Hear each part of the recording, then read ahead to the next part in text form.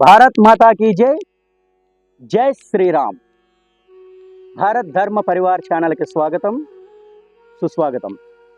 ఈరోజు ఈ వీడియోలో భాగవతం లేదా భాగవత పురాణం గురించి తెలుసుకుందాం.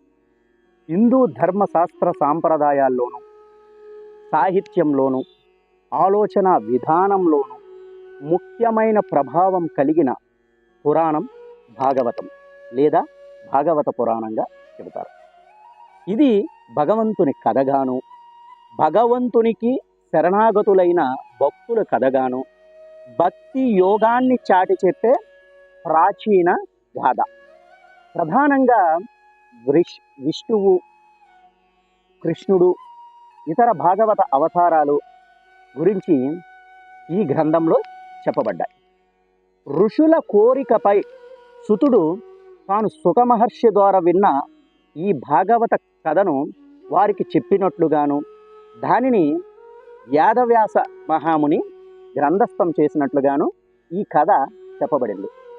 భాగవతంలో వివిధ భాగాలను స్కంధాలు అని అంటారు.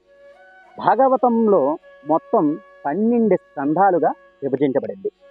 ఈ యొక్క స్కంధాలలో భగవంతుని అవతార కార్యాలు వర్ణనలు, భక్తుల గాథలు, పెక్కు తత్వబోధలు, పూజించే విధానాలు, ఆధ్యాత్మికమైన సంవాదాలు పొందపరచబడి ఉన్నాయి. ఈ యొక్క భాగవతంలో భగవంతుని లీలలు సవివరంగా వర్ణించబడ్డాయి. ఇప్పుడు నేను చెప్పింది చాలా చిన్న విషయమే భాగవతంలో చెప్పాను. మనం భాగవతంలో 12 స్కంధాలు ఉన్నాయని చెప్పుకున్నాం కదా. ఆ 12 స్కంధాల్లో అత్యద్భుతమైనటువంటి జ్ఞానానికి సంబంధించినటువంటి విలువైనటువంటి సమాచారాలు చాలా ఉన్నాయి. అవన్నీ కూడా రాబోయే వీడియోలలో మీకు తెలియజేస్తాను. భారత్ మాతా కీ జై.